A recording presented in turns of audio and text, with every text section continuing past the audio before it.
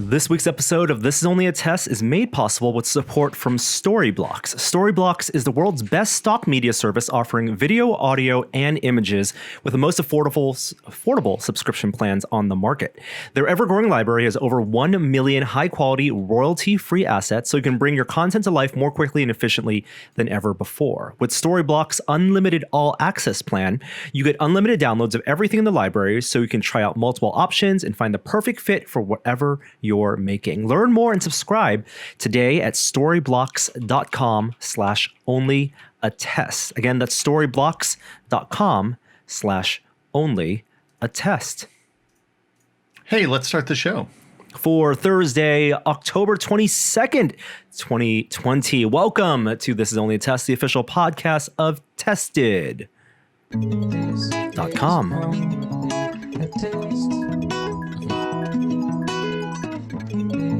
Is only a test. Turns out this is only a test.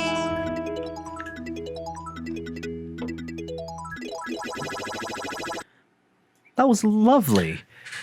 I think Jack Johnson got some Atari vibes.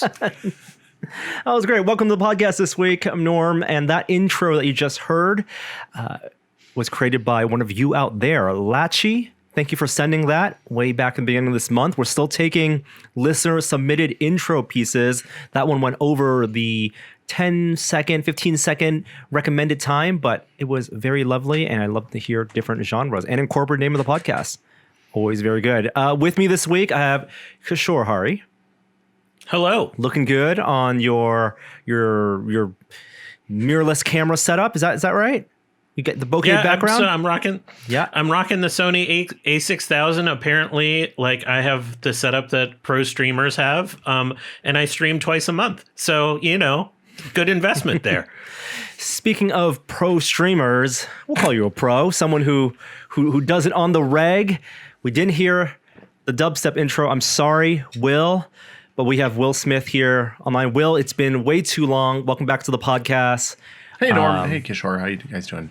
This was a big week for Will Smith. Look, you have no idea. Are you talking about baseballs? Will Smith's everywhere. At Will Smith? Yes. Yeah, that baseball incident where Will Smith hit a home run off of Will Smith. Yep. That was magical. And probably not for you, since you're on Twitter as Will Smith. It wasn't great, no. But yeah, it was magical for baseball fans everywhere, I think. Everybody let me know, it turns out. I turned on the Twitter mistakenly late at night, and like my mentions had blown up because people were like, hey, what do you think about this? I was like, oh, baseball. Yeah, okay, cool. Thanks for letting me know. I'm glad he's not a giant anymore, the other Will Smith, though. That makes things a lot simpler. How are you doing otherwise? What's new in your world? A couple weeks ago, I saw you were in the market for a new TV. Is that right? Have you accomplished your mission? We kind of were looking, and then we've been thinking about moving away from the Bay Area and have thus put the big purchases on hold. Because, like, why move a big giant TV across the country if I don't have to? So, it seems like, it also seems like with OLED stuff pricing in kind of free fall right now, it seems like maybe it's a good time to wait. I was looking at like big OLEDs, like 75-inch OLEDs are now down under $4,000, which is bonkers. You don't want to spend $4,000 on a TV.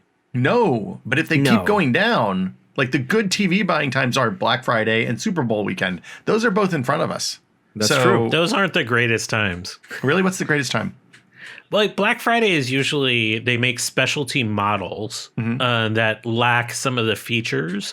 So I think it's actually one of the worst times to buy a TV if you're looking for like a really high end TV for like your front room. If you're looking for something like for like a bedroom or something like that, like go nuts. But it's traditionally been a bad time. This year might be a little different just because of the pressure that a lot of retailers are on to kind of turn a profit given what's happening with the pandemic. Super Bowl is also the other time they try to unload those models they made for Black Friday. So it's typically like the month or 2 months following Super Bowl that you can get last year's models essentially being cleared away that are fully featured. Especially the high end, because they love, that's where their biggest margin is. And so last year's high end goes for deep discount because they want to sell this year's high end and get it on the floor, essentially, on the front of site and clear out all the inventory. Right. So I'd also looked at I'd looked at kind of some intermittent, like in between, like waiting for maybe micro LEDs to land, because it seems like micro LED is going to be the thing in the next 3 or 4 years. Yeah. But maybe as an 8K situation more than a 4K situation, and we were looking at like just buying a cheap $500 TCL and calling it a day, but like basically nothing has the features. Nothing you can, if you're not spending at least a couple of grand, you're not going to get high refresh rate, G-Sync or FreeSync, all the Dolby Digital and HDR stuff that you want, and all of that stuff to work at the same time. Like right now you can have HDR or high refresh rate, but not both on 4K sets at the same time. And like, it seems like the whole thing's fraught with peril. So, whoa. I mean, if we're talking about the TV equivalent of the hierarchy of needs, right? Like 4K and HDR are pretty standard across the board these days when you're talking about anything in the even $800 to $1,000 price range. Yeah. Maybe not 75-inch, but like that sweet spot of 55-inch HDR, easily under $1,000. $750 for LCD bucks. for sure. Yeah. Yes, for LCD. So really, you're talking about a technology change. If you want to go for OLED, which you get the high refresh rate built in, those are just high refresh rate across the board. And then they kind of toggle the features for things like G-Sync support and FreeSync support. Well, but so the problem with the higher refresh rate is that a lot of the sets, it's like our old Panasonic plasmas were. They were 600 hertz displays, but the HDMI spec that they used could only go up to 1080p 60. So you don't actually see more frames. You're just seeing, better color representation across the thing and better black levels and stuff like that. It's a weird time to buy a TV with the new consoles coming and the PC HDR / high refresh rate space kind of in flux. It's not, it's a weird time. Are you someone who's really going to go try to get HDR out of your PC or high refresh rate out of your PC on a big screen TV? Or is it just for next gen consoles? Look, I have all the stuff I need. I've been using Moonlight to stream, which supports, H.265, HDR, high refresh rate out of the box. Compressed. For games, to get games to the living room. So that means that theoretically I should be able to run 120 hertz high HDR from my PC into the living room. And I'd like to be I don't buy a new TV every four or 5 years. Like the last TV, the TV I still have is the one I bought in 2012. I expect it to last the better part of a decade. And yeah, so I'm willing to wait a little bit longer. And also the 4K stuff is good, and HDR, honestly, I think I'd rather have a 1080p HDR set that did all the high refresh rate stuff with HDR on. I think I don't know about that. What I'm saying is the HDR I think is more impactful than the 4K, given that everything's coming across the internet at low bit rates and we're not. It's not like I have a whole bunch of 4K UHD discs laying around to watch. Upscaling is but good. You're buying for the future, like you said though. Yeah. I have 2 TVs. One's from 2008, and it's not great, and then the other one's from 2013 at this point. And so I try to buy for 3 years down the road, it's still being in the sweet spot. And so I think 4K is reasonable for that. Agreed. But you know where I'm at, where what you said early on, I think I'm on the cheap TCLs right now. Do I really need the OLED? Because that's a massive jump in price. That's a 2x jump in price to go from those $500 TCLs to the OLEDs at $1,000 and up. Well, but then, so the other thing about the cheap TVs is that they're selling a presumably terrifying amount of your data, out to whoever. The reason those TVs are cheap is because they're funded by people buying marketing data off of what you're using the TVs for. There's ways to kind of quickly block that. But they're kind of pains in the asses to block, but you can sideload stuff that blocks that communication. Yeah. So there's that. And then there's also the fact that probably it would be cheaper for me to buy a less power hungry TV than this giant Panasonic heater that's in the living room and use it for 2 years than to keep using the Panasonic There's plasmas. couches. It's like buying whether you're going to buy a 2-year couch, a 5-year couch, or a 10-year couch. Look, I'm going to go ahead and tell you, we bought when our old couch finally gave up the mortal coil. When our daughter was just starting to kind of walk around, we literally looked around at like the cheapest thing we could buy, and we bought a $200 IKEA sofa, and it was a fantastic choice because when something gets spilled on it, we just take the cover off, chuck it in the washing machine. If it gets too bad, I'll put it out on the curb and put a free sign on it and go buy another $300 couch. Well, Vizio is in the market now, right? For OLED TVs, and then you can get a 65-inch Vizio with the fixins, 4K HDR for under $2,000 shipped.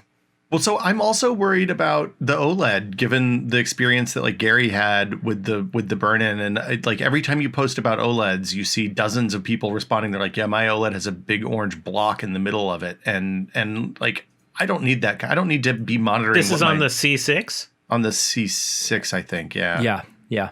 It's better Norm, now. Don't you have the same TV? I have the same panel, the B6, before I got an upgrade, but no burn-in problems there. The thing with that, though, it depends on what type of content you watch, right? If you're going to watch news all day and have it on like you're at a sports bar, or sports all day, like ESPN all day, and have lower, third chyrons all day, then yeah, that's going to be a problem. But if it's for games, UI is not that big of an issue. But in reality, I'm the person who uses the living room TV in this house the least. And Gina watches news, and I don't want to have to be policing what my daughter is watching on TV all the time for more than just content, right? Like, I don't want to have to explain to her that she can't watch any more Disney because they have the bug in the lower right corner of the screen and it's going to burn in the TV. Because, like, I just don't need that in my life. I'm happy to have a quite slightly less good TV that is less pain in the ass for me. If I've learned anything about this year, it's that watching news constantly lowers your level of enjoyment of the world. Exactly. So I think that's the only thing I learned. I know we're talking about the TV, but that's not the most important piece of tech that we should be talking about with William Smith. We got to talk about this 3080. Oh, you boys in the club. Heating up the room. Mine shipped. I haven't gotten mine yet, but it should be here within days. It's fast. That's and you're up TLDR. from a what 2080 before? Went from a 2080 Ti to a 3080. Okay. It is the big. Okay, so when you went from the 1080 or 1080 Ti to the 2080 or 2080 Ti, you saw the RTX performance, the ray tracing performance went way up, but you didn't see a massive performance in non-ray traced content. And I'm seeing like a 40% average frame rate increase in PUBG from the 2080 Ti to the 3080. I can reliably hit more than 200 frames a second. We can talk about why that matters now in a second. But yeah, it seems really good. And like now the ray tracing stuff seems like you can turn it on in more places. For example, Fortnite had ray tracing a few weeks ago. If you turn on the DLSS, which is their AI enhanced anti-upscaling, basically, you can play ray traced Fortnite at like playable frame rates. I don't know that I would if I was competitive at Fortnite, but it was fun to noodle around with. Same thing for Call of Duty, Modern Warfare. The big one though is that Control is like a no compromises experience now, so you're not choking down a 50% performance hit to play it at 30 frames a second. Now you can actually play it at playable frame rates. And power consumption wise, heat wise, sound wise, noise is the big one for me. I haven't hooked the power meter to the system yet, but it is markedly quieter than the 2080 Ti was. And I was using a Founders Edition. I wasn't using one of the fancy ones with like with the Frozer or your giant huge cooler with 6 fans on it or whatever. Yeah. But I think that the stuff that they talked about in the announcement with the blow through fan and like devoting like a third of the volume of that brick of video card to cooling, it really paid off. So I'm a big fan of what they did with that so far. Big fan. This is a little stupid, but I'm very curious how Minecraft operates with the ray tracing. I haven't tried the I mean, I tried it when they released it. I haven't played it with the 3080. It performed really well at launch on the 2080 Ti, obviously. But the fun thing about that was seeing how the rate, like you could build experiments with Minecraft since it allows creative stuff to happen. where you can actually see things like, oh, can you make a camera obscura with blocks and lights? Can you make a hole, two holes that are small enough, far enough apart to make the camera obscura work? And you kind of could, but like not. It was less impressive than the old camera obscura that used to be out at Cliff House. What's the restaurant out on the beach on the sunset? Cliff House. Yeah. I love old games like Quake 2 with RTX because it's a game that's burned into your brain if you grew up with it. It looks a certain way, and the fact that you can pause the game and change the lights and time of day and do all that stuff just to mess around with like the geometry that you in the space in the geometry that's so familiar. That's more fun as a way to experience RTX than the kind of just built into a new shiny game for me. Well, so one of the things that I'm excited about is like the idea of using ray tracing in games completely changes what's possible in terms of lighting. Like the things that we like having multiple light sources in a ray traced game, your scenes cost the same regardless of how many reflections and stuff you put in at that point.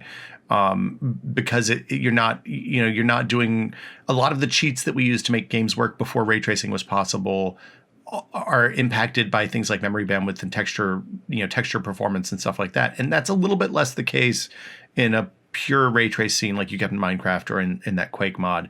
It's less true in, say, Call of Duty or Fortnite, where they're combining traditional pipelines with some ray traced elements to add like reflections and transparency to glass and stuff like that, where they're used in a more limited way.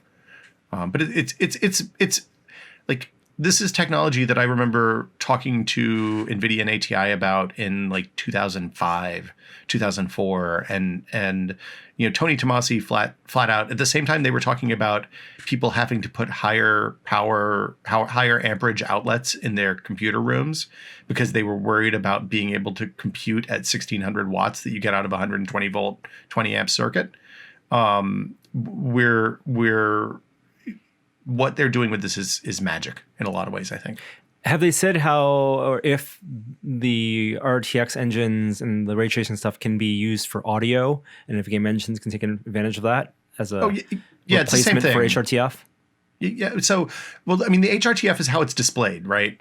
So the HRTF in this case is essentially like the monitor that you're looking on. It's just it's a way to generate placement and to trick your brain into thinking that a sound came from above and behind you instead of from your right ear.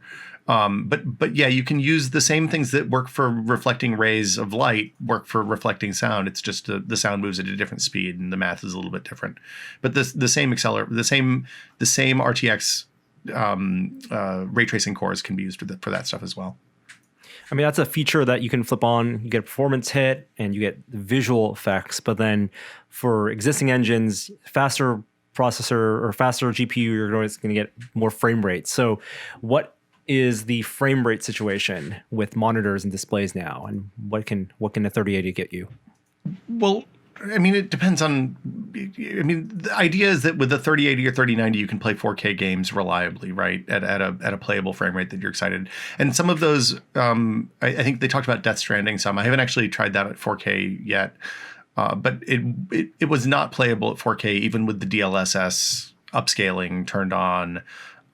Which the DLSS is an interesting thing. It uses the tensor cores, the machine learning accelerators on the GPU to do machine learning upscaling on that card. And the way that they make that work is by training machine learning algorithms on on like a huge array at really, really high resolution in a lab. So it's game specific. In order for DLSS to work, they literally have to like train thousands of hours of the machine playing the game at really high resolutions. And then they use that to fill in data. And there's occasionally like interesting glitches that happen because of that.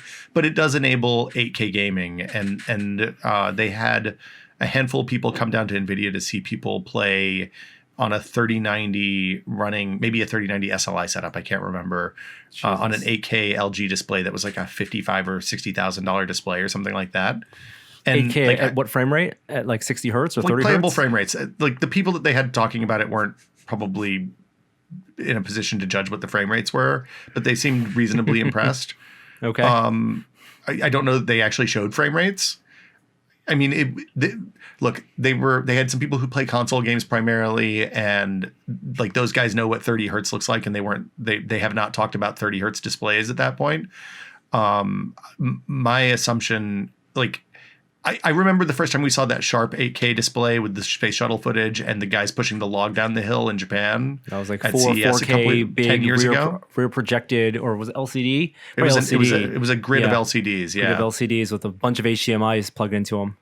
Yeah, it was like 16 1080p screens jammed into one space, and it was amazing. And like the idea of playing games at that kind of ridiculous resolution is bonkers. But also, like, the cooler part of that story is all the kind of trickery. Not I don't want to say shenanigans and trickery because that's not right. But like, there's a lot of hustle going on to make that work on modern hardware with the limitations we have in modern processing and like PCI Express bandwidth and stuff like that.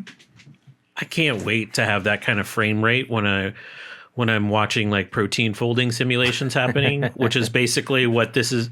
Like, honestly, like at the level of that the 3090 is at, that's what we're talking about. We're talking about like full on like calculating big scientific and tech problems with that kind of GPU power. We don't need it for making like a Fortnite, things like shimmer a little bit. It's like the Viz Lab at UT in Austin that Norman, Joey, and I went to years ago. Those folks use these huge displays and these supercomputers to display. It turns out pandemic information. Yeah, really useful information, and it turns out high resolution and high frame rate probably helps those folks understand what's going on a little bit better. So yeah. What about 360 hertz monitors? So that is the other thing that I've been testing recently. NVIDIA was kind enough to send me the new Asus 360 hertz esports display, which they kind of teased these at CES this year, back in the before times. And it's an IPS panel with a 1080p IPS, like 24-inch panel. It has 360 hertz refresh rate, which is the highest thing they've done so far. The idea there is that when you're playing a game where there's peaker's advantage, so PUBG, COD, Valorant, these fast shooters, Fortnite, Overwatch, there's this thing called peaker's advantage, where if you're standing there, you're watching a corner. If you've ever watched if you've ever read hard science fiction about faster than light, or space combat limited by the speed of light. Right. Yeah. Say you warp into a system, you see immediately everything that's happening in that solar system because the light has been traveling out from where the other spaceships and stuff are, where the planets are, all that for the entirety of their existence. But you warp in, you appear there instantly on the edge of the system. You can see that. The people on the planet 9 light minutes away from the place that you warped in won't know that you're there for 9 minutes. Right. Or 9 hours or 9 days, depending on how big a space we're talking about. The same thing applies. Picard maneuver, warp in, make your ship look like it's in two places at once. Take that, Ferengis. Yeah, yes, exactly. Suck it, Ferengis. This is the same thing applied on a smaller scale. So if I'm standing and holding a corner with my head sticking out and my gun sticking out, and somebody peeks the corner, they're going to see me there, but the person that's holding the corner won't see the peeker appear until the network latency and the monitor latency and the system latency for the graphics and CPU part of the rendering frames are there. So depending on the ping and the latency of your monitor and the number of frames you can render a second, that can be anywhere from like 30 milliseconds to 120 milliseconds. And it turns out in even for people like you and me and Kishore who play games but aren't like world-class players, 100 milliseconds makes a difference. It's a tenth of a second, right? So if you can shave off a little bit of the frames of that peaker's advantage, then you can hold that corner more. Or realistically, you should probably just peak and pre-fire. I understand the latency aspect of that, and it's very applicable to things like VR when you're talking about adding up all those milliseconds from end to end, from the motions to photons. But if you're actually just talking about like a single player game running at 360 frames a second, like I noticed a big difference that I didn't think I would notice going from 60 to 144 and seeing that for the first time. And if someone's on 144 and playing, a Battlefield or Call of Duty or whatever, would they notice 360 looking like just smoother or actually feel different? So I'm a sample size of one in this. I feel like also I'm old and I have bad vision. So I feel like the big jump is going from 60 to greater than 60 and probably going from 144 to 360. Probably a more incremental jump would be my guess. Because a lot of games just don't run at 360 hertz. Like you can get CSGO and Valorant and games like that to run it, and Overwatch to run at 360 hertz. It's even at 1080p. It's hard for me to get a game like PUBG or COD Modern Warfare to run at that frame rate. I think Siege is one of the other ones that'll support at 1080. Yeah. So there's a couple of other things that come with these new monitors, and it's unclear to me if these are like G-Sync features going forward. We're going to talk about it more on this week's Tech Pod on Sunday. It's unclear if these are G-Sync features going forward. They added this reflex thing, which basically adds, it's an API that games can support when they're heavily GPU limited. So that is games like, again, CSGO, Valorant, games that run at really, really high frame rates and low CPU utilizations. So that the game knows in what order things need to be rendered in order for the game to work, in order to get the best information into the pipeline at the best time. How much do you think that reflex latency analyzer, which is I think what NVIDIA calls it, is going to be specific to NVIDIA, or is this going to be something that AMD is going to be able to make too down the road? Is this going to be like a competitive advantage just for NVIDIA because of that? So I think it's absolutely a competitive advantage. I know that the G-Sync monitors have hardware in them that the FreeSync monitors don't necessarily have. In some cases, there's even like FPGAs in there for the math that they're doing to order, so that frames, like what G-Sync does is orders frames so that like the monitor knows when the frame should be displayed and it isn't just dumping frames out as fast as they can get there. I think that the other part of this is maybe more interesting. I think the reflex thing is interesting for people who are professionals playing at a very, very high level. I think that the latency measurement, which is a separate thing, separate part of this, lets you plug your mouse into the monitor and set up a little box on your display on the monitor HUD itself. And it looks for flashes of color or flashes of light inside that box, so it can measure the click to pixels latency. So it's a spider calibrator, but using a mouse. Well, and it's built into the monitor, so Right. it's not like you're not gluing something onto the front of the monitor. But it's basically, you might not have been at maximum PC when we tried to set this up, but remember we tried to do click to photons latency on monitors in like 2008, and we got to the point that we were like, we're gonna have to spend $4,000 renting a camera and can't afford to do this. Yeah. And it's very like this hardware is built in there, so it's really fascinating if you care about that on your mouse, right? I only have 2 supported mice. There's like a half dozen. One is an Asus. Hold on, I have it right here on my desk. It is a ROG Chakra, I think. It has a little joystick on the side, and then the other one is the Logitech G Pro, which is supported in both wireless and wired configurations. I've tried them both. The Logitech is like 5 times slower than the Asus mouse. Still in wireless mode. We're still talking about... It's the ROG Chakram, named after Chakram. maybe Xena's weapon of choice. Sorry, I had a piece of tape over the bottom so that when I'm clicking, it doesn't actually move the mouse and mess up my benchmarks. We're talking, even with a 5x difference, we're talking about half a millisecond versus 2.5 milliseconds. I don't think it matters. I don't know. Yeah. I'll be interested to see if Logitech addresses the performance. I think their mouse was the slowest performing of all of these. But again, like 2 milliseconds seems inconsequential for all but the shroudiest of us. All right. Well, it sounds like you'll have more to dive into this on your Tech Pod podcast. So people should listen to a future episode, maybe your upcoming episode. It'll be on at Sunday at 9 a.m. at techpod.content.town, Norm. There you go. And we'll leave that be because we got to move on to the rest of the show. In fact, we haven't even gotten to our next segment, our first segment, which is...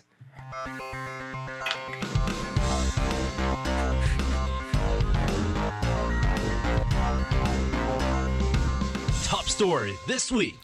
You mentioned Shroud. Shroud was not part of the great streaming event, mega event that took place yesterday, right? Am I talking about Borat? Borat was on Twitch. Was that on Twitch? Borat was on Twitch. Well, Borat's Amazon Prime movie, and Twitch is Amazon property, so it was all very synergistic. The subsequent movie is an Amazon Prime jam. It's an Amazon Prime jam, not sponsoring this podcast, but sponsoring other fine podcasts around the world. I think it is out. It's out this weekend. Stop giving them free press. That's fine. I did. You know what? I put on the movie, the 14-year-old movie, 2 nights ago, and it's still funny.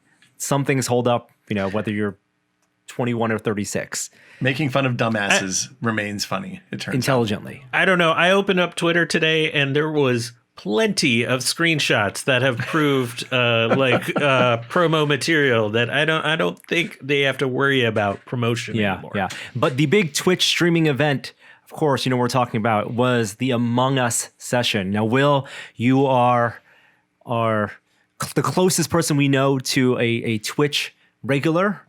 Insider, perhaps. What went on? Well, AOC and Ilhan Omar played Among Us with a bunch of Twitch streamers last night, to the tune of 350 or 400,000 viewers at one point. The peak was 440,000 viewers. Oh, man, there were 20,000 viewers too many. That's unfortunate. But no, Among Us is a popular. It's a resistance / werewolf style game that's been out for a while now and kind of found popularity this summer on the twitch.tv. And they were playing with friends. It was very good. It seemed like a chill, it was fun watching Congress critters playing normal video games like normal human beings. And It's funny. I was talking to a friend of mine who's a Twitch streamer, Kate Stark, this morning, and she was like, she was really good. I was like, look, she used to be a bartender. She's good at talking to people. Yeah, it's the same thing, right? You get younger than all of us in this podcast.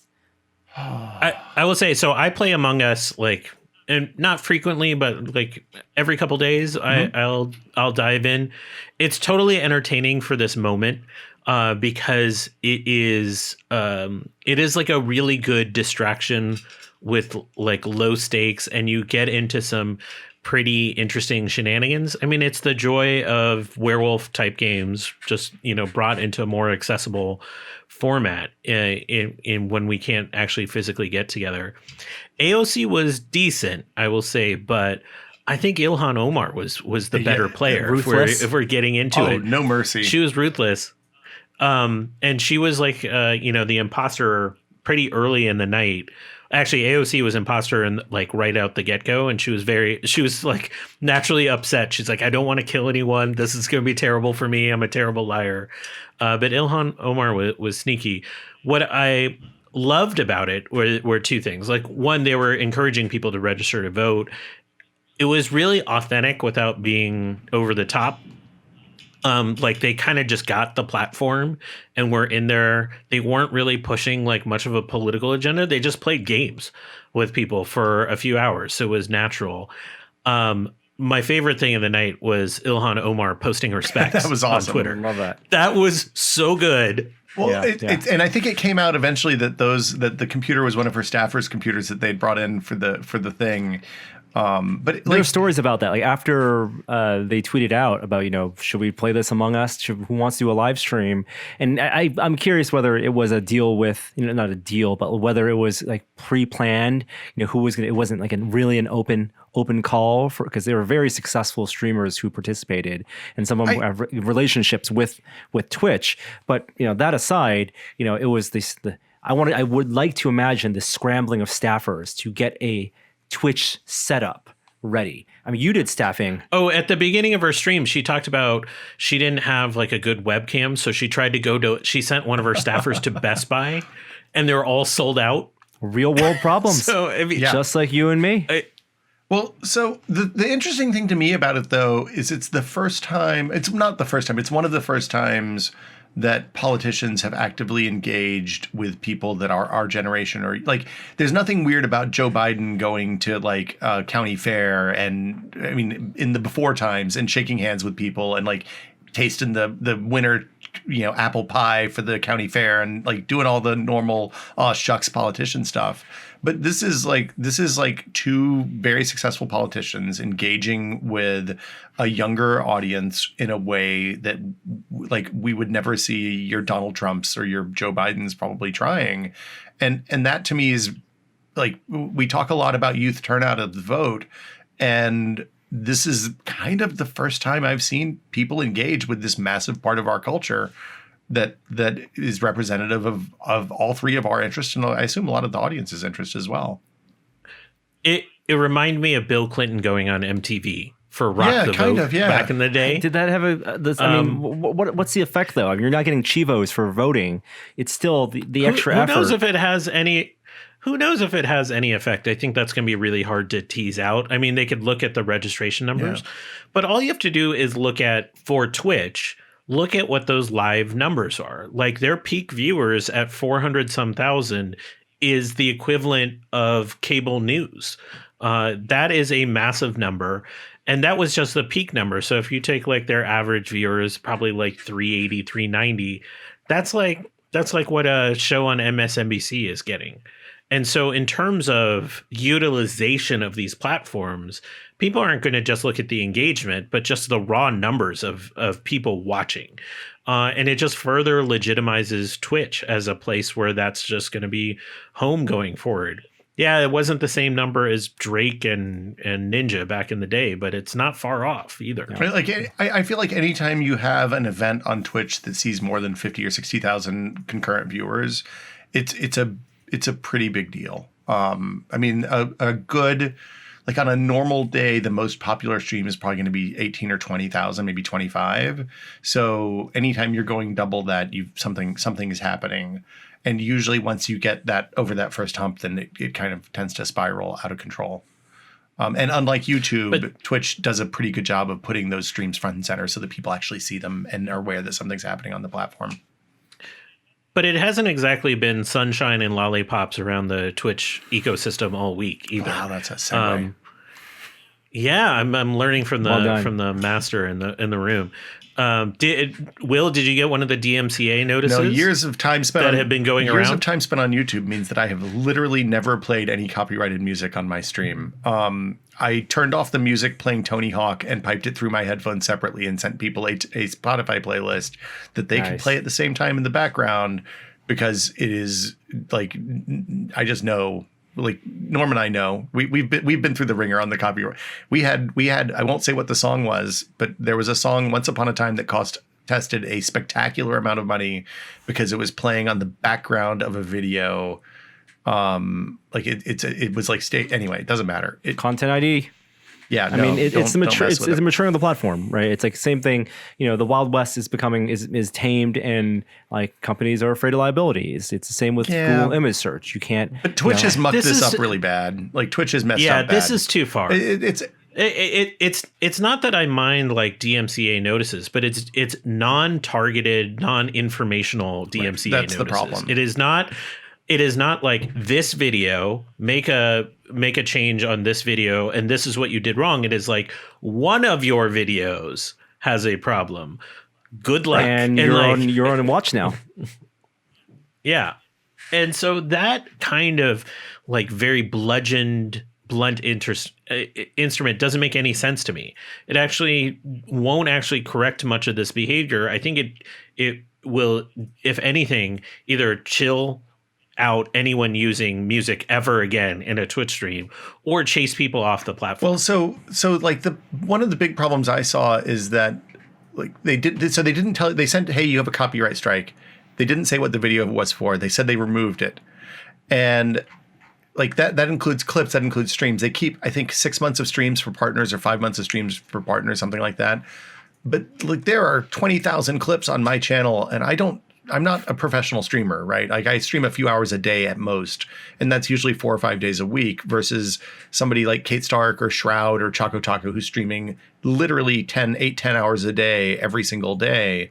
Yep. It's like on YouTube, say what you will about Content ID, which is a garbage system that's bad and bad for the ecosystem.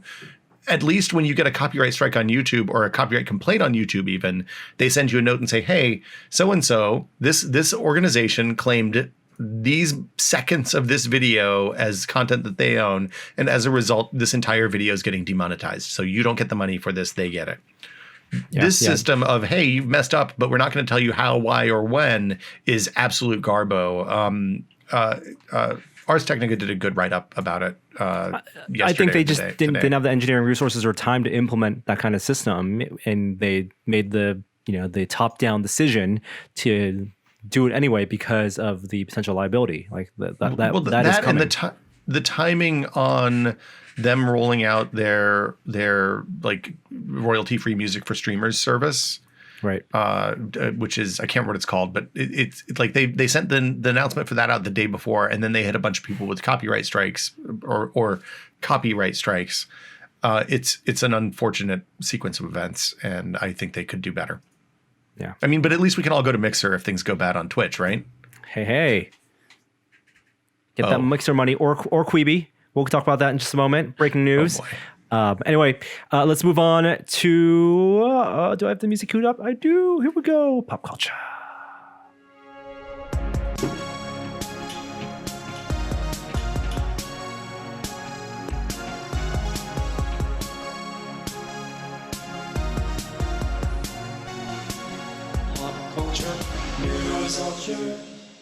How many Furiouses is too many Furiouses? How fast is too fast? We've already passed that. That question's over with. Like, we've already reached so far beyond. We've come back around. Damon Lindelof and Carlton Cuse had famously said that the best thing that ever happened to Lost was that they had an ending, not an ending, but they had a time, a date for an ending. They knew when their last season was going to be. They knew what they would be writing toward, when they would be writing toward, or at least what the deadline was. And that, it looks like to be the case, at least with the prime franchise series of the Fast and the Furious saga, the Fast Saga. So what are we on right now? Sad. 9 was supposed to come out this year. Well, but I mean, 9 was really Hobbs and Shaw, right? That was the 9th movie. 8.5. Yes. Okay. Yes. Okay. And we don't know what Hobbs and Shaw may have legs after this. I hope not. 2 Hobbs, 2 Shaw. But Fast and the Furious 9 was already in the can. Justice for Han. That it pushed a year because of lockdown, because of COVID. We understand that. They already had announced they'd be working on 10. And 9 was the return of Justin Lin, the director who did the trilogy of 3, 4, 5, and 6, I believe. Fast 7 was James Wan. And then, so newly announced is not only are they doing 10, but they're going to shoot it back to back, much like Mission Impossible. These guys are getting older. Vin Diesel is like 50 years old. Is that right? Tom Cruise is nearing 60 for Mission Impossible, but Fast and the Furious will end after 11. Look, Sly Stallone didn't start the Expendables until he was like 82. So these guys have a good 30 years left in them. I think The Rock is going to be flexing casts off his arm for another decade or two at least. And I feel like I don't know. I love these movies. They're bad movies. They're fantastic. How do they end? Everybody should watch them. I've come around on these movies. I used to be like very eye-rolly about these. I am now all in on them. And 2 more movies is perfect because it gives us the 2 areas that we have not explored in this universe. Underwater racing and racing on Space the moon. race. I think Fast 11 is going to be on the moon. Apollo 11, Fast 11. The signs are all there, man. How did they not go to space in this series, given everything we've seen so far? I saw 5 or 6 in the theater was the first one I saw in the theater and didn't watch on DVD or Blu-ray or whatever. And it was such a transformative experience to be sitting in an IMAX theater at like 11 o'clock on a Tuesday morning with about 50 people and like this one group of people that brought their whole family and maybe a 4-month-old baby.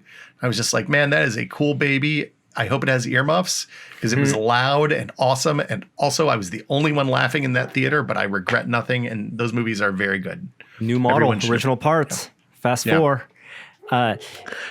I'll say we did like a science breakdown of Fast and Furious 5, and there is more accurate science in those movies than you would think. Five's the one with the tank, right? 5's the safe. 5 is the one where they pull 5 the safe. is the safe maybe the in best. Brazil with Wonder Woman. Yeah, that one's really yes. That one might be the peak. I think 5 and 7 are my two favorites. 7 has the daddy's got to go to work, flexes off the cast, and the jumping between towers in Dubai. True. Those and are CG both. Paul Walker. Yep. Right. Yep. The only problem with that movie is that what's her name, Ronda Rousey, is really, really awful. Just, anyway, yeah. Fine films. Sad to see them go. Time travel, the race against time. It's how they reboot the series. They cast somebody as young Vin Diesel. They just CG him. They just shape. They just use that Hollywood magic. I think the last movie is going to roll all the way back around. And it's going to go back to just straight street racing and like small time auto parts crime, some IP theft there, right? Like they're counterfeiting a bunch of car parts. I don't know. Those movies can do no wrong. What, they stealing catalytic converters from Priuses or something? That's a lot of money in that these days, Kishore. Have there been electric cars in these movies? No. Oh, man, they might make. I don't think so. I feel like they'd probably make what's his name from the second movie drive the electric car, right? Like I feel like having to drive the electric car would be a burn in the Fast and the Furious world. You're talking about Roman. Roman, yeah. Roman definitely has to drive the electric car, and he bitches about it the entire time. Yes, he's yes. I can tell the story now because it's been long enough, I think. You can imagine a climactic scene where their car has run out of energy, but they're near a nuclear reactor. So they hook up like some cables from the nuclear reactor to supercharge the car. I got invited to a screening of Fast 8 by a venture capital firm that I won't say who it was. And that is the one where they have, and it like was like a party at the Japantown Theater. There were a bunch of VC types there and a bunch of press types, and that's the one where they hack where Charlize Theron hacks the cars. The cars drive themselves.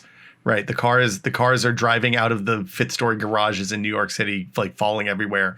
And when that moment happened, all of these VCs got up and walked out into the lobby to text their people who were doing self-driving car startups, I assume. Oh, by the way, you need to get out in front of this. Like, there's going to be a thing about self-driving cars because of this movie. It was a moment. What universe do you think they could get away with merging with? Star Trek. I mean, Justin Lin is directed for both. It's true. Yeah. They come back to save the Deep whales. freeze. They bring Vin Diesel and The Rock forward in time to the 24th century. Yeah, hot rods spaceships. Yeah. Warp speed. All right. Floating motorcycles. We're already there. Yeah, that's right. We had that in Star Trek 2009. Speaking of spaceships, Mandalorian comes out season 2 next Friday, October 30th. I believe there's a new teaser. I have to admit, I have decided not to watch this teaser. There's no reason to wait a week. Are you both excited about the new season? Then don't watch this. No. I'm sold. It's a week by week show. It doesn't spoil anything. It just doesn't add anything. I'm going to watch it. I know I'm going to watch it. I might rewatch the last season in the week that we have. That's great. What you should do. I'm constantly reminded how good that show is. And recently it's reported that they're going to start filming season 3 before the end of the year. So, they're rolling right into production. Well, Disney knows and they have a hit. Now that I know more of how it was made, I feel like I want to look at it with different eyes. So.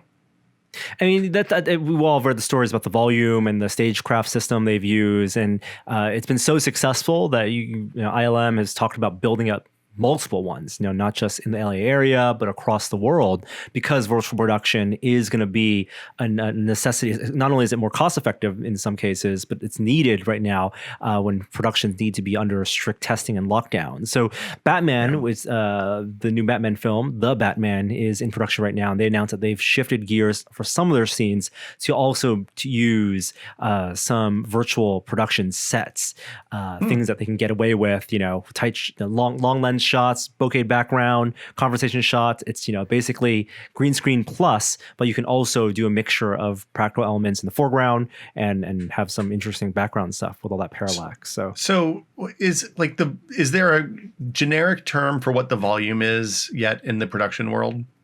I think it's called virtual production. Okay. I think it's literally just called virtual production. virtual production set. I'm not.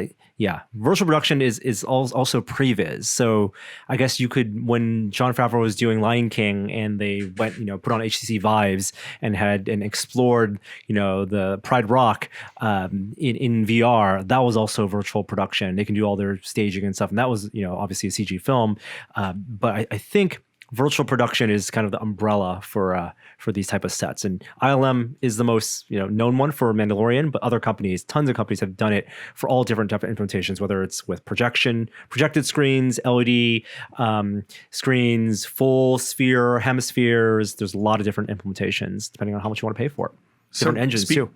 Speaking of Batman, did you see that Jared Leto is now attached to the Zack Snyder cut of the Justice League?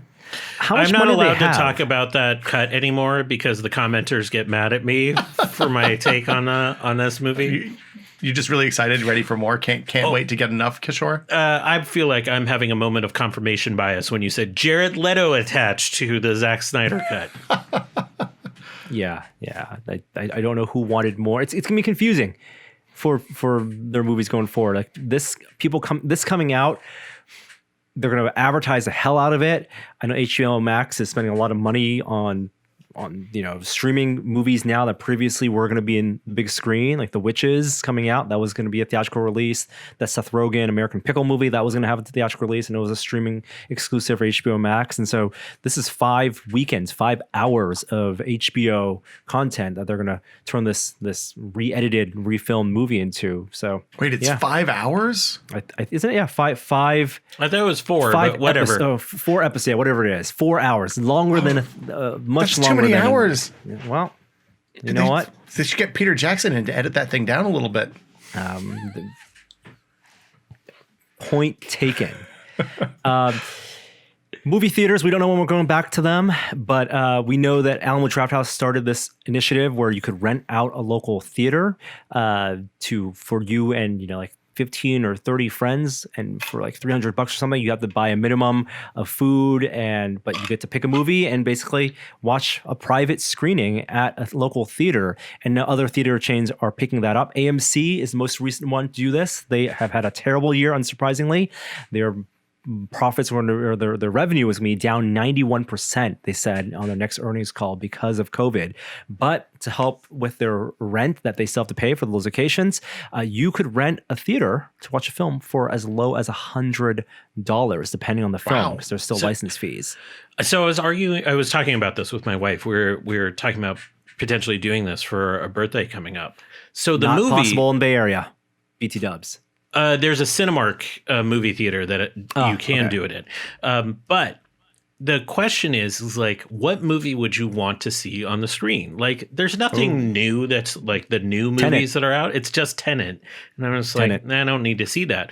So what movie would you actually pay $100 to go see on the big screen? And they have some like good ones. Like they have Raiders or like Jurassic Park or something, like great movies that there's value in seeing it on a larger screen. But also, like, do I want to see a movie I've seen a million times up on a larger screen? Maybe. I don't know. Like, I'm curious if either of you would do it.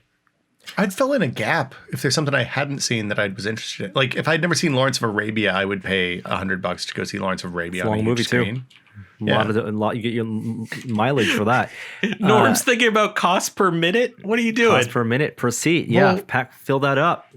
But like intermission. I wouldn't mind. There's some movies that I always regretted not being able to see on theaters, like Alien. Like I saw Aliens when it was re-released a few years ago. I didn't get to see Alien, and I would love to go see Alien on a big screen in a huge dark room. That would be amazing. It's also what type of theatrical experience we're looking for. If you're looking for like an old movie, kind of like your retro night, rowdy audience, people quoting the lines, that's going to be a fundamentally different experience than if you want to see a movie for the first time in a theater that you haven't seen before. Here, let's do this rapid fire. I'm going to give you the list of movies available at a theater very close to our houses. Ready? Okay. Jurassic Park. That's a yes. Yes. Jumanji Next Level. That's a rock. Hold on. Is that the first one or the second one? That is the second one. No thanks. Of the reboot. Pass. Back to the Future. Yes. Harry Potter You pick and choose which one. No. My kid's really into Harry Potter, maybe. Hocus Pocus. Let's go weird here. The Bette Midler Yes. Hocus Yeah. Pocus? That's a pass for me. That movie's fine, though. Despicable Me for the kiddos. I mean, I do love the Minions. How about we go Pixar? Monsters, Inc. Yeah, that's not the Pixar movie I would choose. I mean, the Disney Plus takes care of all that. Can you watch that? Dude, how big is your TV, Norm? Damn. The idea of this is theater, right? Or because it's Halloween time, Nightmare on Elm Street, if you want to go back a ways. Oh, yeah. You can introduce the kiddo to that. That might be good. I never saw that, actually. It's You not haven't scary, seen it right? at It's all? just funny. I've never seen it. This is the Johnny Depp, or the first Johnny Depp one? The one from 84. So Yeah. Yeah. Never saw that. I think Jurassic Park is the way to go. Or Back to the Future. I think Back to the Future. I would maybe take the kiddo to see Back to the Future in a theater. So- I like, realistically though, I don't want to go into a multiplex. Like, if you could go in the back door out the fire escape, maybe. But if I have to tromp through a mall and do like the whole thing, no thank you. Yeah, I mean, most movie theaters have separate entrances, even the ones that are attached to malls. So your exposure there is sort of minimal. I don't know. I watched Back to the Future. We did that last week or 2 weeks ago for my science series, and it surprisingly holds up. Like I've always been like, that Libyan scene, that's always going to be tough, isn't it? And it actually managed to be good. I would see that in a heartbeat on the big screen, given the chance. Yeah.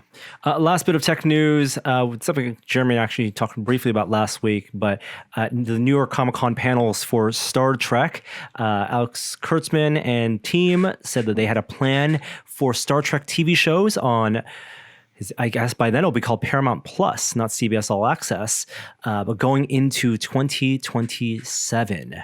TV shows, including Star Trek Discovery, which is now renewed for the 4th season, Lower Decks, the Chris Pike show. Wait, they're doing a Chris Pike show? Oh yeah, and some the sequel, the follow-on to the Discovery. spin-off of Discovery, exactly. And Star Trek lives on TV. It may not be on the big screen for a long time. They might have to reboot before we see it on the big screen again, but there'll be solid plans going into the end of this decade. I was disappointed that they didn't talk more about of the JJ verse or JJ verse films. I think that's a missed opportunity, but they're all under the same umbrella now in terms of ownership, but it's fundamentally different production companies and different. Even there's some shared DNA in terms of Kurtzman having and being involved in both. But yeah, it's the actors. It's different contracts, different production timelines, and they're putting a lot of money on Discovery, and the ratings are good. I stopped after my subscription after Lower Decks, so that's my Star Trek right now. Lower Decks. Wow, did you like Lower Decks? Did you guys like Lower Decks? Lower Decks. Yeah, I thought Lower Decks was really Loved it. great. I've watched it twice. I liked it so much. I couldn't get through. Watch the whole thing. Get past the first episode. Really? Because Yeah. the first Sure. episode's probably the weakest episode. Oh, Kishore. Kishore, I've been waiting to find someone to agree with me on Lower Decks. Jeremy couldn't get past the first episode. Jeremy's a Kishore- well-known hater, though. Like, haters gonna That's hate, true. hate. That's true. Yeah. Kishore, you will appreciate some of the deep cuts that they pull in the show, and just it's not just wacky comedy. No, it's very clever, wacky comedy. And there's a lot of it is reminiscent from the things that I liked about Futurama, which is, I think, the kindest thing I can say to a that science fiction is- comedy. That is a bar that has just been set. Yeah. I mean, look, they miss. There are misses. There are some episodes that are definitely weaker than others, but I think the characters are a delight. The fact that they start out with like a Scalzi-esque red shirts main crew of doofuses that end up being human and charming and appealing by the end of that season is a testament to the writers on that show. And like, I would like to see where that goes next more than anything else in the current CBS Star Trek-verse. I know folks, some people, hardcore fans, quote unquote hardcore fans, find it too irreverent. And I think once you get past the fact that this is not live action Star Trek, and it's animated, they can do sillier things, but they can also, the infinite budgets to go any space in the Star Trek universe, any planet, any ship, and crazy things happen that you would never see in live action. It expands the universe in a fun way. Did you either of you watch the old animated series from the 70s when it was on when it was available on Netflix or whatever? Did not. No. I will say that a lot of those episodes were written by Dorothy Fontana, who's one of my all-time favorite Star Trek writers. It is really up and down, but they were using the same benefits, right? Like they were using the kind of Hanna-Barbera lo-fi animation style to make so that every frame cost the same as every other frame, basically, and they could do all sorts of crazy science fiction stuff there that would have been impossibly expensive on TV with live actors. And but this tonally, they benefit from the same thing. That's the thing where I think the purists feel like Star Trek, the original series, animated series, is almost in their heads canonically that last season. Because tonally it was so similar to the original series, where here, because it's tonally so, it is and leans into being irreverent, and maybe for a younger audience, that people can't reconcile that in Star Trek. Well, just the concept of, I guess I can understand why somebody would look at that and say, oh man, I thought the Enterprise was just a representative ship and every Starfleet ship was the same, full of the very best and brightest that the Federation planets has to offer. And the fact that they don't take that approach with it, I think makes that universe much more interesting to me. Yeah. Like there's a distribution of humanity and intelligence and brilliance but the essence, but the fact that they're drilling down on what the essence of Starfleet is there is really interesting and fun and works for me in a compelling way. I thought it was really good. Those questions without being cynical. Yeah. Right. So often the poking holes in utopia is a very cynical view of science fiction, but they do it in a way that is, I think, many times thoughtful. All right. Well, I'll sign up for CBS All Access in about 10 weeks then, so I can catch up with season 3 of Discovery and then do Lower Decks too. That's because I've actually heard good things about the premiere of season 3 of Discovery. A la carte. A la carte. All right. Let's move on to technology.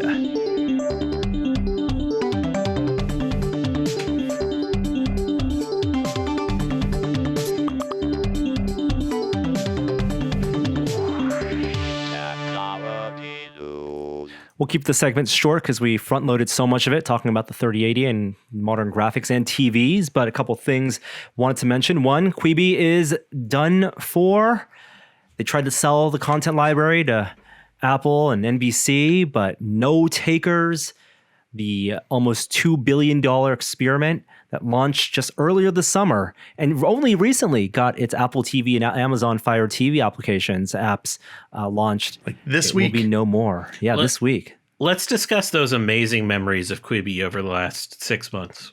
I saw a lot of thumbnails of Chrissy Teigen wearing a judge outfit. That's pretty much what I got. Yep, that's cool, it. Cool, let's move on. That's it. I mean, the inside baseball is that one of the business decisions for creating that show was this marriage of the people running it thinking that younger audiences wanted shorter form content and watch primarily on their phones. So they thought they understood that. And then also trying to take advantage of loopholes in union contracts and not have to pay royalties and pay full union rates because they were doing short form streaming content, not OT over the top. And so it was kind of ill-conceived from the beginning. And I personally don't know if people who did Quibi deals, but they definitely went for like very AA talent, and it didn't sell. Like people didn't care that Emmy Award winners and Oscar Academy Award winners were creating these short form series, and it didn't work out. Have you seen the TikTok where the guy talks this way and he says like one character's words and then he looks the other way and he says the other character's words, and it's really funny every single time? It's much better than any of the Quibis I saw. So I would say the only thing I'm disappointed with the Quibi failure is that they're going to attribute some of the failure to the pandemic. And I think there's no evidence that the pandemic had anything to do with it. And so we might have to suffer through another version of this, be like, when the economy rebounds, be like, well, Quibi was a failure, but that was just because of the conditions on the ground and not because that the actual idea is flawed. Yeah. I mean, TikTok's where the kids are. And people are willing to pay for stuff that is appealing and compelling and works for them. But this was not like this. This is This is what's the meme with what's his name? How are you doing, fellow kids? Steve Buscemi. Steve Buscemi. Yeah, like this is very much Jeffrey Katzenberg and Meg Whitman rolling in with the fellow kids and being like, look, we've got your bite-sized millennial friendly content, without them realizing that millennials are 40 now. So, that was the go. That was the perfect encapsulation of that meme when you're like, what's that meme with that old guy that talks to kids? I mean, I knew it was Steve Buscemi, but sometimes you gotta play the dumbass so that the bit works. Yeah. R.I.P. Yeah. iPhone is coming out on Friday. Will, are you getting the new one? Have you read the reviews? The reviews are out. So here's what I wish. I wish that there was a 12 mini, a 12 Pro mini. 12 Pro I wish mini. that there was a little boy 12 Pro with the 12 Pro cameras, and that's really like, I wish that I could get the 12 Pro cameras on a small phone. With the obvious trade-off being more limited battery, but that's just physics. I would suck it up on that. Look, I don't leave my house. Right. There's a charging dock everywhere I sit. I'm fine on battery. Yeah. What would that phone cost? Because the interesting thing Jeremy and I talked about last week was that the Mini, which that I think everyone agrees that, and the new Max are the more interesting phones, because the new Max has unique cameras. The Mini has, they cram exactly the same functionality as the 12, but in a smaller form factor, which is appealing for those of us who remember using the 4 and the 5. But the Mini also is $100 cheaper. So they didn't go their old MacBook way. We're going cheaper is a premium, or smaller is a premium. But what would the Mini Pro cost? So look, I wish if also the other thing is if the Mini had the telephoto and the normal camera and not the wide angle in the normal camera, I would buy a Mini right now. Right? Like, I want the telephoto and I want the normal camera. I don't think we're going to use AR for these phones, so I don't care about the ultra wide. And like, Gina's had 2 cameras with ultra wide sensors on them. There's like 4 of those pictures in our Google Photos. I went and looked. Like, it just doesn't get used. One, they know that's the perception, and that's why that's the differentiating factor. Like, we thought ultra wide was the AR play. That's why it was ubiquitous across all the budget phone, the mid range, and the expensive phones. But it turns out LiDAR is their AR play. But the reason there's no telephoto on the budget phones is because they know that's what people want, and they know people will pay the premium. Just like previously in past years, you could only get the certain capacities and certain sizes. You couldn't get a big phone without having to pay the most expensive price, right? People wanted the Max, but not everyone necessarily wanted to pay $1,200 for a Max, $1,100, whatever, plus the upcharges for storage. But the demand was inelastic. So I'm on an iPhone 10. Mm-hmm. It's probably time. Like, we're reaching the point where the keyboard sometimes is just slow starting, and like opening the camera takes a while, and the battery is going to have to be replaced at some point in the not too distant future. So I think I'm going to get a 12 Pro, but I don't know for sure. I haven't decided yet. And I will say I actually use the wide angle more than the telephoto. Really? Because, and sorry, when I said the ultra wide angle, it's terrible nomenclature. The 13 millimeter focal length is what Apple calls ultra wide. The standard lens they call that the Y. That's 26 mil, and then the telephoto is 50 or 65 on the Max. But I use the ultra wide a lot because video is so much more interesting in the ultra wide. They do crop a little bit when you shoot video, but 24 FPS 4K video on that ultra wide camera looks like drone camera, looks like Steadicam footage, and looks so much better. So you're saying Quibi did have an impact on your thinking on these issues? Having a toddler, having a 1.5-year-old with a phone, I think had a bigger impact. But so in the before times, I would have found myself like, if I get that close to my 7.5-year-old, she'll yell at me for getting the camera in her face. Whereas with the telephoto, I can like stand on the sidelines at the soccer game and shoot a video without like being that crazy dad on the field or whatever. So I get that, but I feel like I also feel like a lot of our feelings on all of these things are shaped by the fact that I haven't left the house regularly in the last 7 months. So I don't know. So the only question I have is if you're going to go with the 12 Pro, wouldn't you wait for the Max just to see what if the sizing makes more sense there? I mean, I'm not in any hurry. I'm not going to order on the 5th or whatever the day is. I'm going to wait and see Gina will probably get the big one because she carries her phone in a bag more often than a pocket, and we'll see from there. MagSafe. I'm so curious how strong that magnet is. The early reviews indicated the leather wallet attachment wasn't very good, and it has me a little afraid.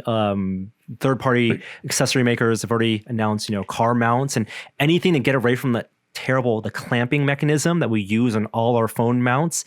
I hate the clamp. I hate that clamping mechanism. I know people stick like magnets in the back, but MagSafe is supposed to be stronger than all that stuff. And I don't like using cases. And so if I have a awesome, easy way to just snap a phone onto a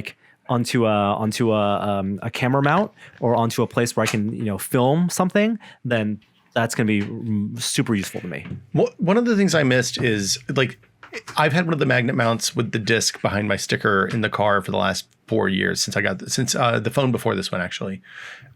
I wonder, is it still compatible with Qi chargers? Yes. It is. Or are those all bad now? No, Okay. It is, but you can only charge at 7.5 watts. Yeah, that's fine. As opposed to 15, right? I mean, again, I never leave the house, so it works out. Having a cordless charger in the car that's magnetable would be nice because the solutions for that right now are not good. Yeah, I think the more phones trying to get them in and out of those clamp mounts.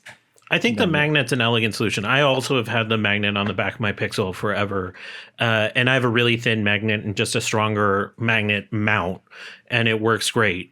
I would say the cost of Apple stuff is outrageous for the MagSafe stuff. And so the third-party development to kind of reduce the cost, I think, is going to be critical for that.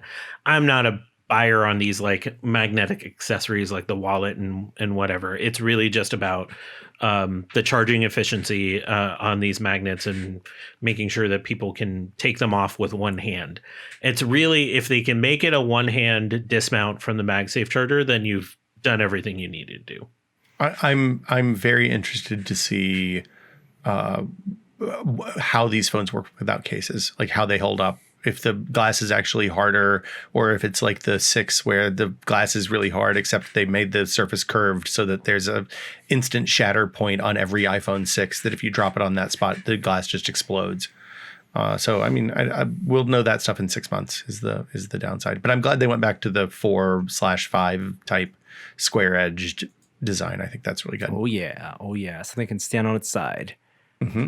No more no rounded tripod edges. necessary. Yeah. Just lean your $1,200 phone up on the hood of the car and hope for the best. That's right. At least the base storage is 128 gigs now, which I think is going to be plenty for most people, especially if you're already subscribed to a service like iCloud.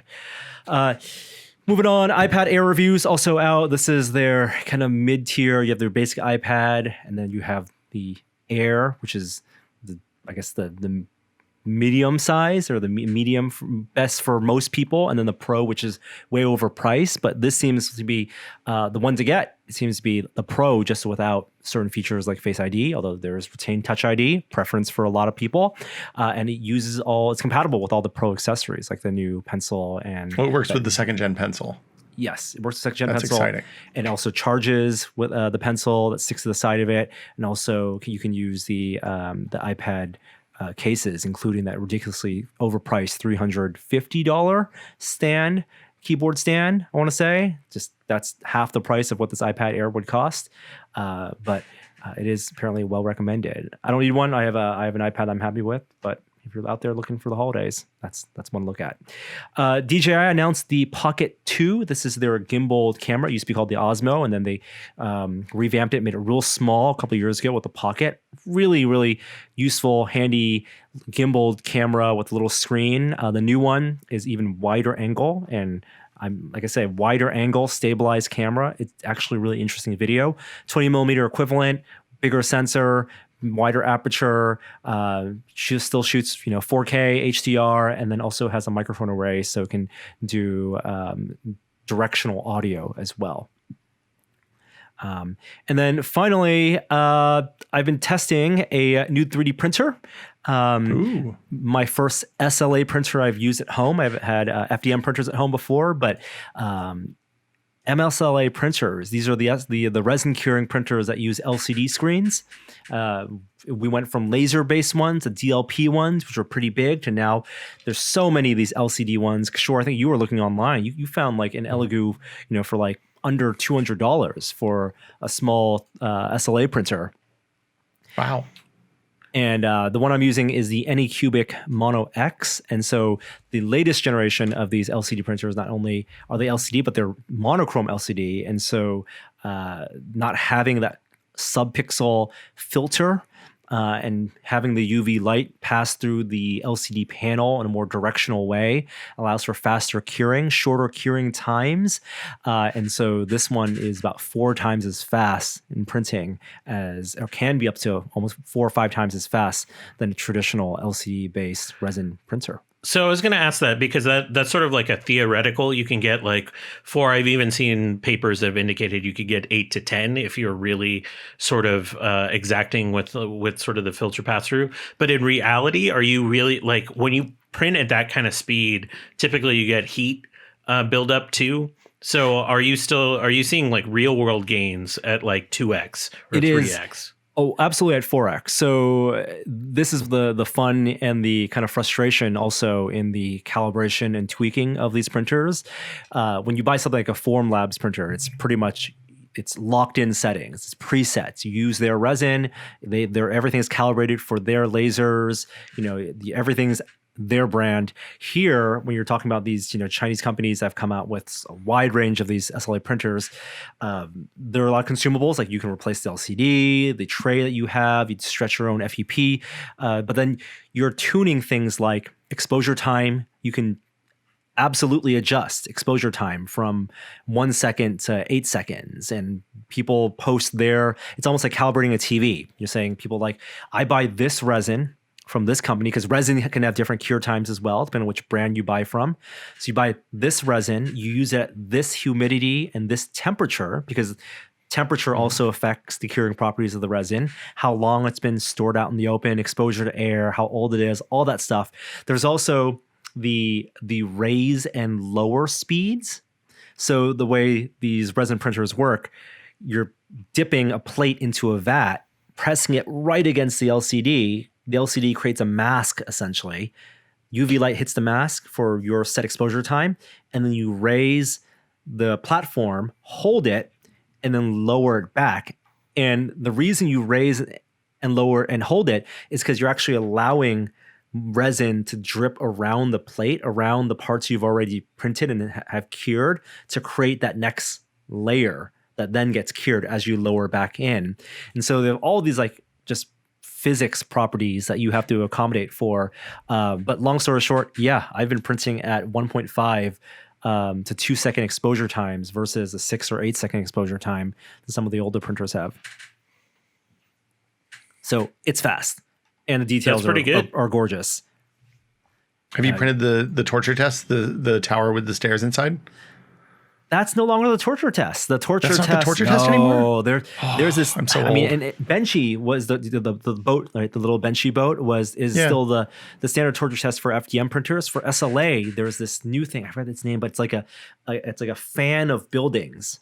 It fans out and has like an Inception type thing. Yeah, and then little tiny spires and tiny buildings of different shapes. And if you print that real small, that is the new torture test for these printers. But so far, everything's, it's a whole process, as with all resin printers, in terms of dipping it, soaking it in isopropyl alcohol, doing a second UV cure. And so it becomes like a, lab project that you have to do. It's high school science class. How like, I know you wear gloves and stuff when you handle the models straight from the goo. Yeah. But like, what's the toxicity of the chemical stuff? Do you know? It stinks, first of all. The tox, ideally, and I have a fan on, windows open when I run it, but ideally you're also wearing a respirator. That's the most careful of careful people. Some people build their own passive ventilation shafts outside of the printer, and you don't want active ventilation because it can affect the curing. But passive, just let the fumes leave the room. The toxicity happens at the cure point. So sitting resin, just sitting, will be less toxic. But honestly, if you look at like isopropyl alcohol, that's there's like neurotoxin properties in that. Like exposure to IPA, 98% IPA can make you dizzy as well. So it's all about dosage. It's all about, having good ventilation, wearing gloves. Definitely don't want to ingest. I think the biggest thing is don't let it get in your eyes or your mouth.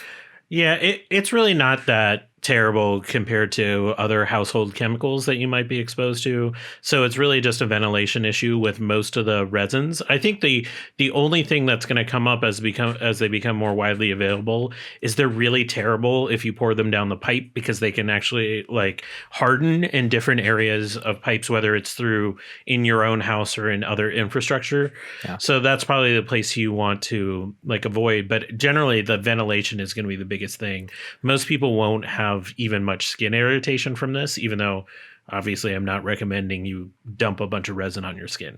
Yeah. Wash your hands, get soapy water. Like the thing, it's like cooking, it's like a lab, it's like science class, but it's also like cooking in a sense that I have everything in its place. I have my like 3 shoebox bins of equipment that I pull out with the paper towels, with the gloves, with my trays. I know I'm gonna dip things in, cleaning up after every print, because you have to work fast and move things from one bucket to another. And you're buying a lot of accessories. You're buying, squirt cans, you're buying, alcohol wipes or things, all sorts of, and a whole like complement of things to support this. But that's part of the fun of it, I think, also. And it's opened up for me recently just a world of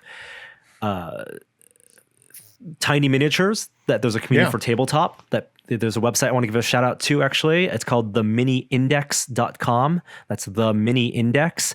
And it's a database of artists who've uploaded their, specifically for tabletop miniatures, their models to places like Thingiverse or to Patreon or by Mini Factory. And it's literally people, they've built entire careers and professions out of Kickstarters or Patreons of modeling for 3D printers and releasing files out either for free or for very reasonable cost. Like I'm happy to pay $5 or even $10 to get an amazing, dragon or something like an alien creature that someone, who works in Hollywood on their spare time has just modeled and is made for 3D printing. And then I buy the file, I can slice it my own way, and I can print out, 10 of them at once and have little trinkets. What can you paint? Well, like, what's the painting process like after the model's done? Do you have to do any treatment or anything on it? Priming, and you can sand. Like the resin, once it's cured, is basically safe. You can throw it away in the trash. You don't have to. There's it's basically just plastic at that point. So you do a little bit of sanding to get rid of the bumps, the support lines, spray with some primer, but honestly, because there's so many different colors of resin now, like. You can do a lot of mixing. Like one of the things that I haven't done yet, but I've read about and want to do is do translucent resins. Like they have these smoky translucent ones that look like wispy smoke, like marbles. But people over a big print, you can just literally pour more resin. You have to pour more resin in if your reservoir is running low. But just pour different types of resin in. They don't blend, but they kind of just layer. And you like marble, kind of? Exactly, they marble. And that's awesome. Get like different finishes or a creature that can start off with one finish and get clear and then finish opaque with a different finish, just through the process of the alchemy of it. That's really cool. Yeah. Should have consulted Kishore on the science of toxicity of this. So that made a lot more sense. And speaking of science, let's move on. Oh, we're running along, so yeah, let's move on to science.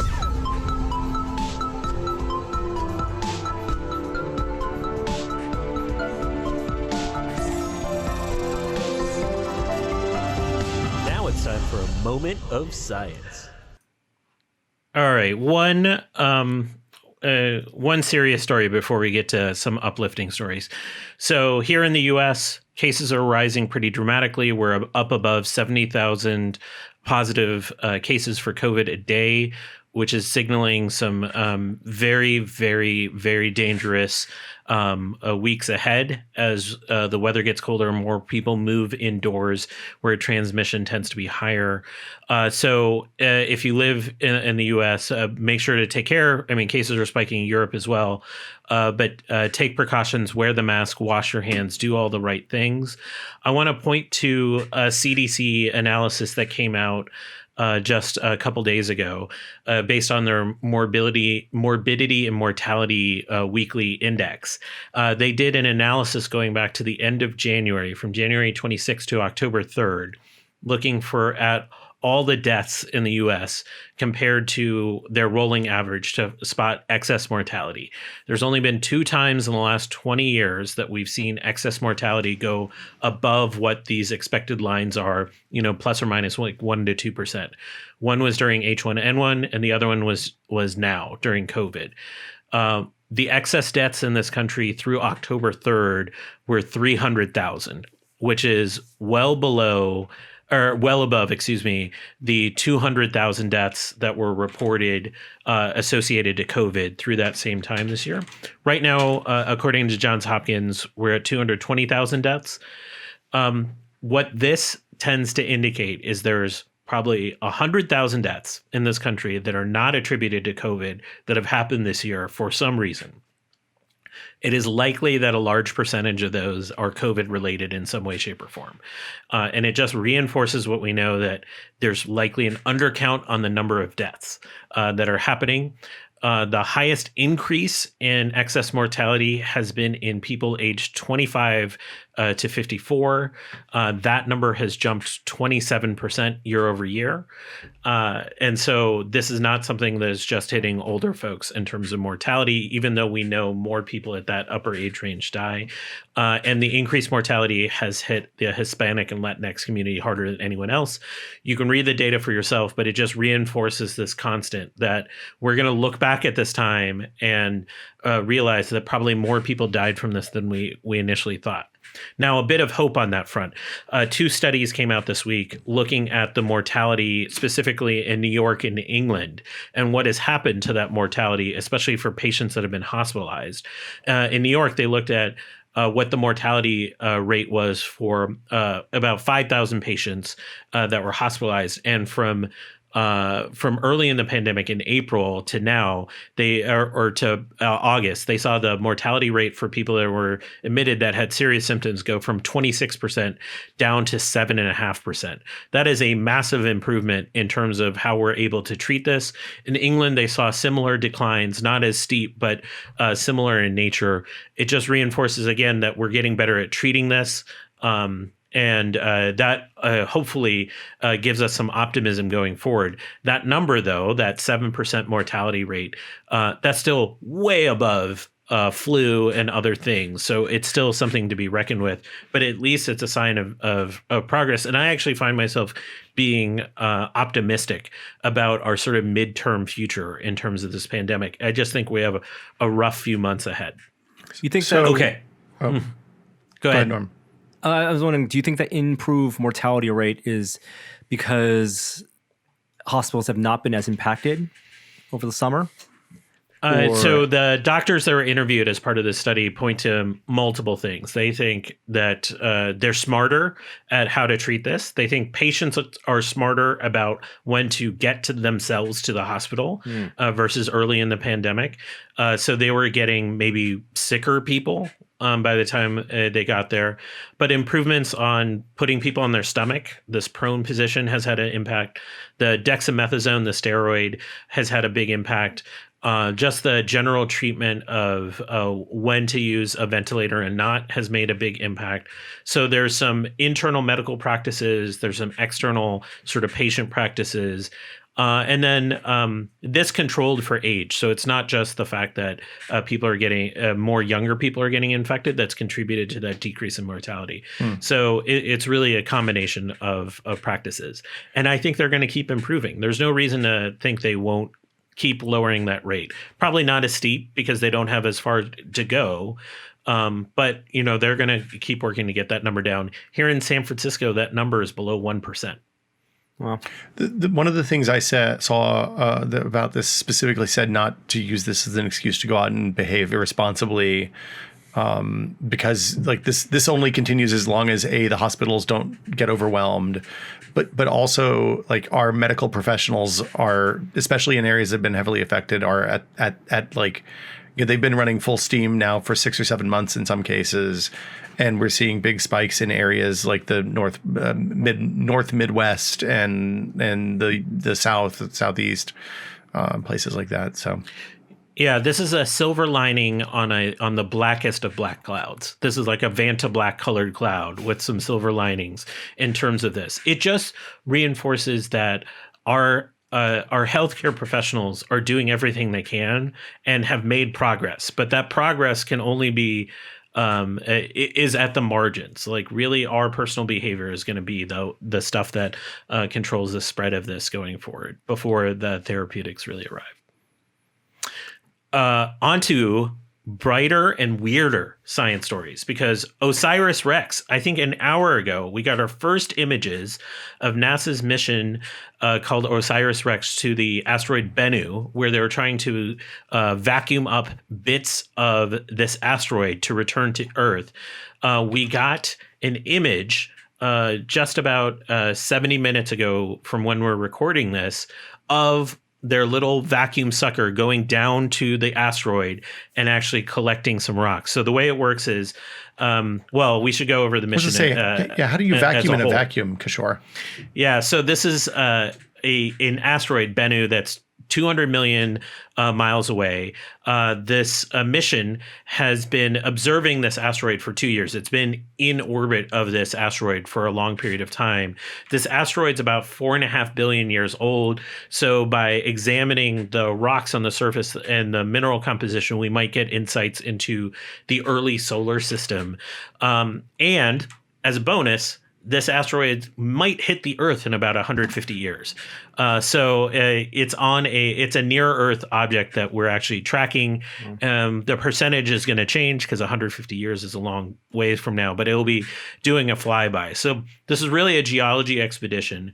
And what they did with this probe is they have basically a hose that comes down and during a slow approach to this asteroid, and literally like the vehicle is moving at a half mile an hour as it was approaching it. It got within centimeters of the planet's surface with this arm, and on it basically has this sort of like carburetor filter that rocks will get stuck into it as they get blown out from the surface. What they do is they eject a massive jet of nitrogen gas to push the rocks up off the surface and then get collected in this sort of filter pocket. Wow. And so they release the images of it doing that, where it gets right down to the surface of the asteroid and just shot it with a jet of air. Why don't they just land on it and pop out a drill? Get Bruce Willis and Ben Affleck to get down in there and see what it's made of. So this isn't the only way that this is being done. This is the way this mission was designed, because it can actually get a bunch of different particle sizes pretty easily without actually breaking them apart, which they want to do. And they're actually trying to preserve about 75% of the sample that they collect for future study. There's, I think, at least 5 other missions that are either in progress or planned that are going to asteroids using different methods of detection. 2 Japanese missions have already landed on asteroids and collected samples. One actually came back to Earth already, but it only managed to collect milligrams of sample. There's one en route back to Earth right now. I think it'll get here in about a year and a half or 2. They chose this because they think they could collect a large amount of sample in a short period of time. And the way that this works is that they had enough fuel using this to do 3 sampling runs. Based on how it works. So even though the sampling happened, we got this image back. We actually don't know if it worked yet because of the timing delay in the communications. So we know the commands executed. We have images back that looks like it worked, but we need to see, actually get the evidence of how much material they actually collected. Right. And if it didn't, they'll get to do it over and over again. Well, 2 more times at least. Cool. It'll Go ahead. be back here in 2023. I was going to say it has to be hard to figure out how to drill into a surface that we don't know. Like the asteroids that we see on Earth are the rocky metallic core that survived re-entry to the atmosphere. So like, how did they know what the surfaces of these things were going to be like? Were they going to, is it just a big ball of dust or this is very cool. They're using spectral scans to essentially do what you're talking about. And this one was chosen because it's been studied by telescopes a lot. So they have some idea of mineral composition, but just like the moon, we had no idea of how abrasive the regolith on the moon was going to be, and to a certain extent until we got there. And so I think what you're pointing to is there is still some uncertainty on what exactly you're going to get, because you might get this sort of like general composition, but the space that you land on might actually be slightly different in some capacity, shape, or form. I just want to relay one last fact about this mission. OSIRIS-REx is actually an acronym. Wow. And it stands for Origins, Spectral Interpretation, Resource Identification, Security, Regolith Explorer. So NASA never shies away from a good acronym, but it's really the whole Osiris thing is because that's the Egyptian god of death, and king Rex means translates to king in Latin. So it was this idea of going to this object that was going to pass close to Earth, but also represents the history of the solar system as well. Cool. It is exciting. And then also about an hour before we recorded, there is like kind of a viral tweet going around that NASA's about to make a major announcement about the moon on Monday. This is based on the SOFIA mission, which is an infrared observatory mounted on a 747. It flies above in the high atmosphere. So it's above water, so it can send make infrared observations without water interfering. This likely made some observations related to water ice below the surface of the moon. So I think that's what we're going to hear about on Monday. So it's not a Transformers 3 situation, is what you're saying. I mean, it could be. I mean, if the words energon and or spark are in the conference, I take it all back. But those are the keywords to look out for. But I think the word you're going to hear is water ice. It is 2020. Okay. It would like Dark of the Moon. This year is being written during a writer's strike. We're going to skip the VR Minute this week because we're running out of time. I actually have to jet in but a few minutes, but we'll be back next week. The Quest came out last week. All I want to say is developers have reported that sales of their games and their apps have kind of skyrocketed, double, quadruple, in some cases order of magnitudes higher than sales week over week, as to be expected with so many new users. But it hopefully bodes well for people experiencing VR maybe for the first time, or buying apps for the first time. And that's all good things. We'll be back next week with more talk on that. Maybe talk about the new iPhone as well, if one of us has really quick shout out to all the work that went into the site redesign. It looks really good. It looks awesome. It looks really good. We have a redesigned site. Really excited what that opens up in terms of being able to sort of navigate and surface content. I hear what you're saying, Kishore. Not shaming on I things. hear what you're saying. The old site was old, and Will was there for it. Will knows. Look, I was in the meetings where we figured that whole thing out. It was a bloodbath getting that thing set up in the timeline that we had. It wasn't great, and the folks that were maintaining it were doing heroic work for a long time. But the new one looks modern and good. Yeah. And the other thing I was going to say is send me your Halloween setup ideas, because I've seen some really creative things, and this community never fails when it comes to like Halloween candy delivery mechanisms, to awesome content, costumes you're making. I'm going to post some stuff in the Discord channel about a ridiculous PVC rig for candy delivery that I've set up at the front of our house. I was going to say, how are you handling trick-or-treating? We haven't made any final decisions. Like, we have like a group of kids that we're semi-potted with, that he's in a after school program with, that we might, like hang out in our garage, like in front of our garage, and like just, just hang out and talk with the parents and share some candy. But I really wanted to use the time to have a air propelled candy delivery system from the top of my steps out the front of my door. So I've been working on some systems to that, and a couple of the early prototypes were too violent. I'll just say that. Just cover your house in candy and have them, like Osiris, propel some gas and have it fly toward them. No, the propelling gas is why we're in this situation, Norm. That's right. We can't have the propelled gas. That's right. That's so true. We were thinking about doing like sticks with candy bags tied to them, but then there's a lot of contact and surface area and all that. I don't know. The whole thing's a mess. We'll talk about it next week. This is why we need the ideas. Yeah. Yes, that's right. Send those to Shore at Science Quiche and also at Will Smith. You can also find Will. Is it every week now? Every other week for TechPod? TechPod is every week. We've been we crossed the end of the first year. We're on episode 57, I think now. It's gone fast. It turns out. We did last week. We talked about old 3D, like the dawn of 3D acceleration with the 3D effects card, the Revo 128. All the. At one point, I think we figured in like 1996 there were 8 companies making things that claimed to be 3D accelerators, including S3 and Matrox and a bunch of companies that no longer do that. And then this week we're doing its questions episode. So you can send questions to us at techpod@content.town or find the podcast at techpod.content.town. Very cool. And thank you for joining us this week, Will. It's good to see you. Good to get caught up. Good luck on your TV quest. If you have any updates, let us know. And you can always you'll be streaming on a regular basis, right? Yeah, at twitch.tv/notthatwillsmith. There you go. All right. Thank you guys for listening. We have an outro this week from Great Job. Now, because the site is redesigned, our forums are gone, but thankfully Great Job has created a whole backlog of outros. So we're going to run through those. I saved them in a Google Doc before the site changed over, but we'll find a new way. I'll announce it in the future for you to download the outro file, the SoundCloud file, if you want to create outros going forward.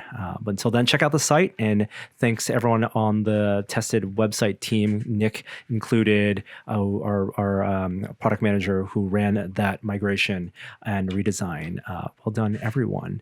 And here we go. This is an outro, again, I haven't listened to it, from Great Job. It might even be Kishore themed. Hi there, I didn't see you. Tested.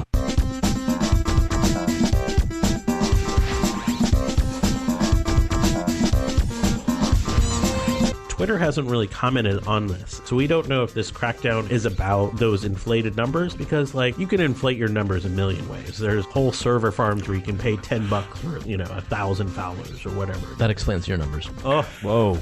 That's a deep cut.